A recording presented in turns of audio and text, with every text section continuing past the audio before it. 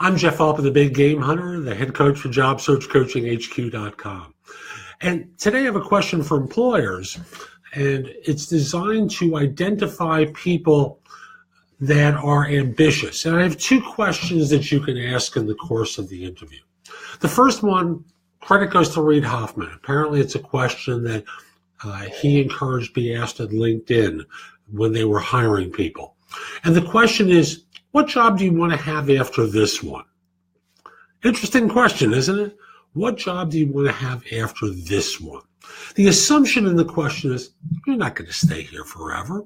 And the truth is, no one does, right? So let's not kid ourselves. What is this job going to be the stepping stone for? Because what happens is so often, it's the elephant in the room for employers. They know you're not going to stay anymore. It's not like you're going to join a company and work there for 40 years, right? So let's find out how ambitious someone is. Now, if you're a beginner and you talk about becoming the grand poobah or the C-level professional, well, you can work with the assumption that they're going to be there for a long time, but I don't think anyone believes it, and they're going to think you're unrealistic. So again, a great question for identifying ambition. This is another one, and I think you have to recognize the subtlety in it. I want you to rate these factors for me: happiness, money, power, recognition, status, variety, and career.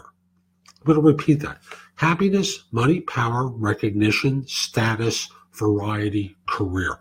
You might just hand that as a sheet of paper to someone and ask them to rate it from 1 to 7. 1 being the most important thing to you, 7 being the least important thing to you. Now, happiness is the throwaway answer because everyone should want happiness. So the answer isn't necessarily in the answers themselves, it's in the follow-up. So for example, when I would ask this question, I was only curious about happiness if someone didn't make that number 1. So, to me, that was the quirky answer, was not putting happiness first. From there, money, power, recognition, status, variety, career, you want to ask questions. Why is this important to you? And it's in the follow-up that you learn. There's no right answer to this. So, for example, if you're in a business where you're looking for people who are money motivated, yeah, you might want money, but you have to ask the follow-up question, because what does a lot of money mean to you? It means different things to different people.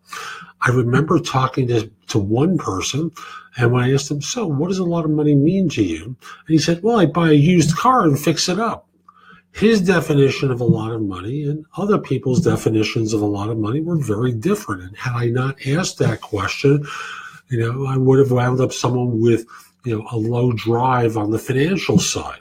So again, it's not important what the specific answer is until you start collecting data about who works in your organization or who works out well in your organization. And that's going to take time. So with time, you can find out how people with certain qualities work out. And it's a very simple question that, again, hand them a sheet of paper, a pen, ask them to rate those 7 factors for you, and then ask follow-up questions. Hope you found this helpful. Again, I'm Jeff Altman, the Big Game Hunter. If you're interested in my coaching you or your organization, email me at jeffaltman@thebiggamehunter.us. In the subject line, put the word coaching and give me an idea of what the issue might be. We'll set up a time to speak and figure out if this makes sense. Have a great day. Take care.